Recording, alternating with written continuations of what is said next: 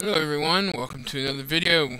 Today we're on the World of Warcraft. We're on the Death Knight character. I thought I'd give y'all just a quick overview of the Death Knight for anybody perhaps who just maybe starting out or decides they want to re-roll. And today I'll just be going over the Blood spec.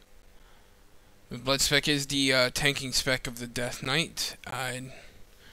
It has a lot of cooldowns, some self-healing, and quite a bit of utility for tanking. First, I thought we would just go over the spells. Let's go over the defensive spells first, which first one, of course, is your anti-magic shell, which basically for 10 seconds puts an absorb on you for a little over 2 million at level 110.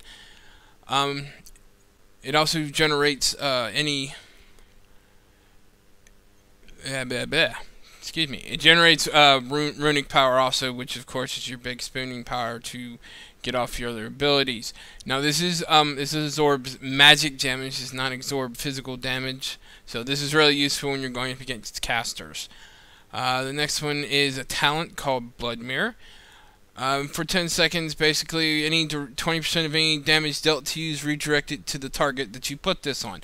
That does also mean 20. It's kind of a mini DPS cooldown also, because that also means, especially for AOE. So if you've got this on one target, all 20% of the damage is done by the other by all the targets that you're hitting. That hits you actually gets transferred to the target of the Blood Mirror too. Next one is another talent, which is Blood Drinker, and basically this is a channel, and it drains health from the target and gives it to you. Gives you 1.4 million health. You can dodge and parry, and you can use your defensive cooldowns while you're channeling this. And you can also move, of course, but you cannot hit things if you use one of your, like let's say Heart Strike or something. Your Heart Strike, it's gonna de-channel it. It's gonna cut it off. So be aware. The next one is Consumption. This is your artifact power. Your artifact weapon ability. Yeah, I know English. It's hard. Basically, it strikes. It's a good AOE. It's a nice AOE heal. The more people you have in front of you, the more you get healed from. The more people it hits, the more you heal. It's really good for when you're AOEing or soloing a dungeon or an old raid or something. Dancing Rune weapon. This is a nice little cooldown also. It mirrors your attacks on your target, and it also gives you a 40% parry chance. Death and Decay is a DPS, more of a DPS thing, but it's really good also for generating runic power if you stand in it. Next one is your big one. This is Death Strike, and it does physical damage, and it heals you for 20% of all the damage you've taken in the last 5 seconds. So basically, you get hit by something for a lot. You hit this, and you get a lot of health back. This is our main self heal and our main really defensive cooldown. Next one is, of course, Icebound Fortitude. This is your old crap button. It's got a 3-minute cooldown, and for 8 seconds, it basically reduces all the damage you take by 30%. It's really good.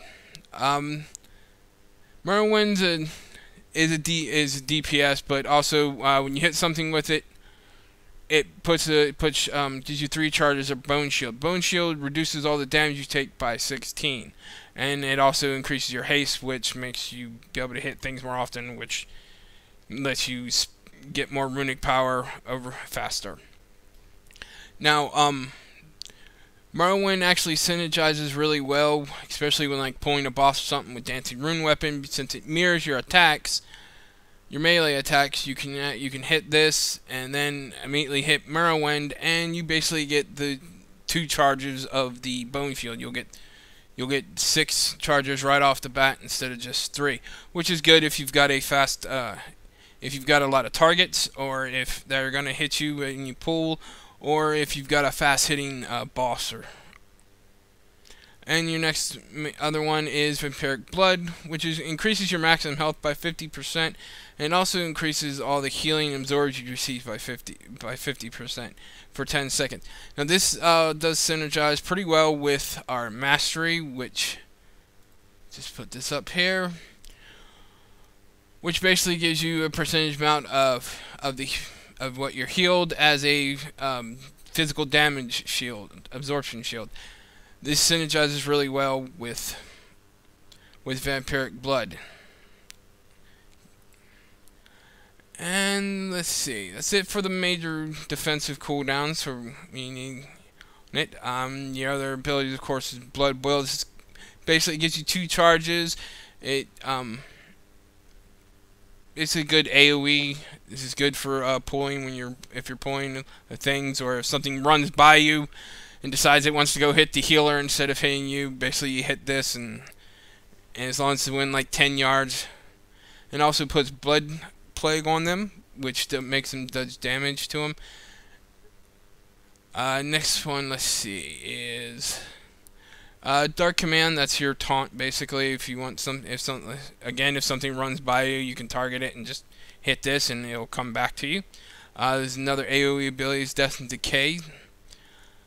Put this down in an area, and it does damage. It also makes your Heart Strike, which we'll cover in just a minute, hit up to 3 targets. Death Grip is your another taunt / pull thing. It's really nice, and you get a lot more threat generated against the target that you use this with. So it's a really good thing to pull a boss.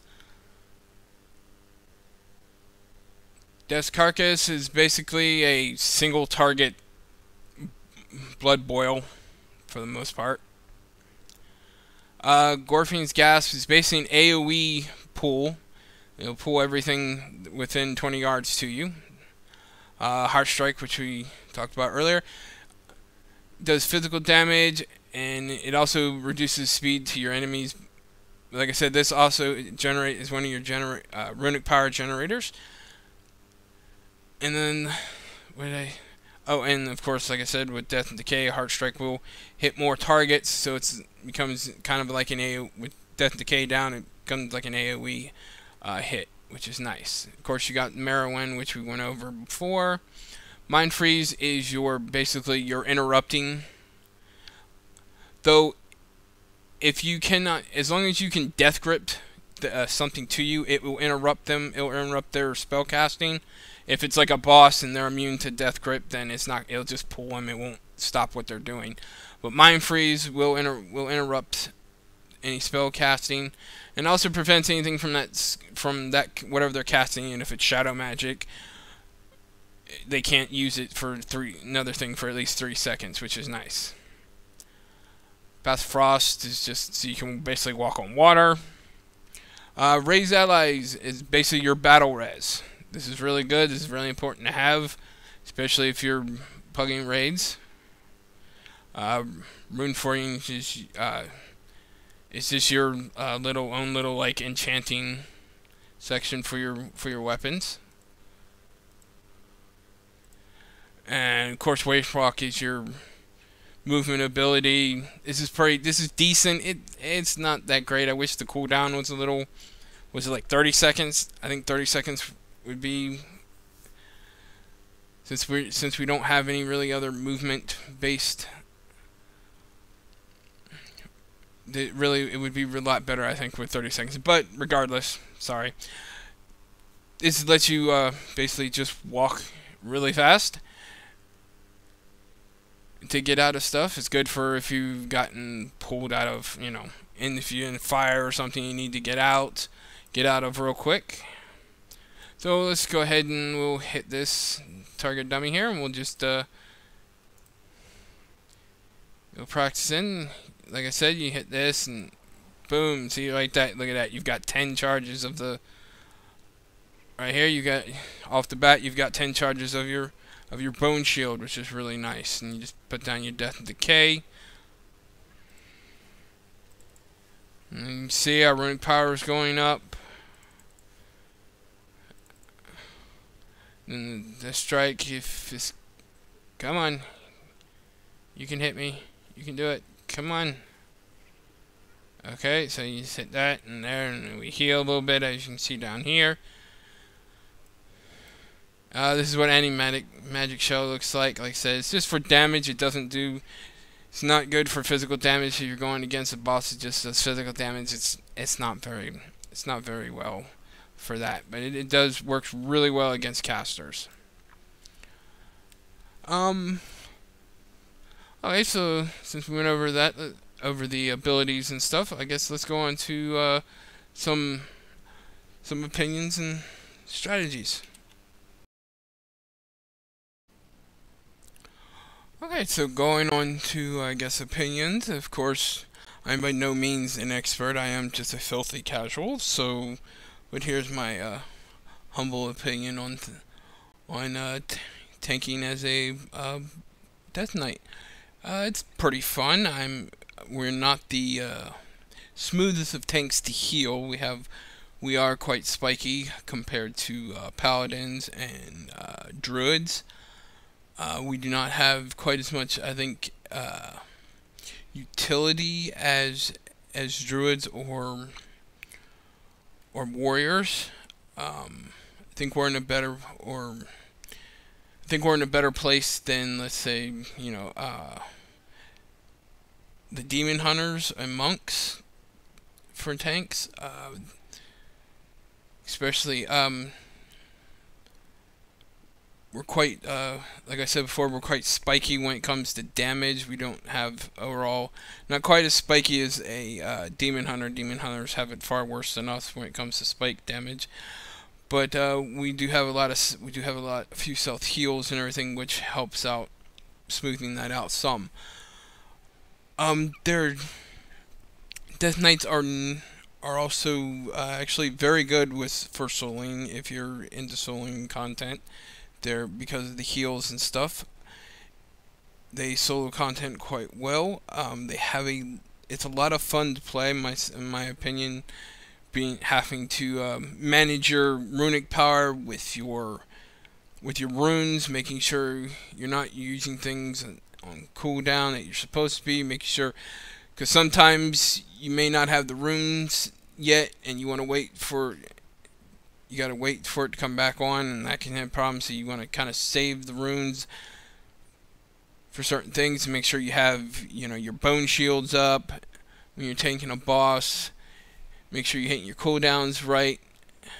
It's in the right sequence, and it's a lot of fun. I really enjoy it, because truthfully, just about anything I would say, except maybe like mythic rating, you are damn near unkillable.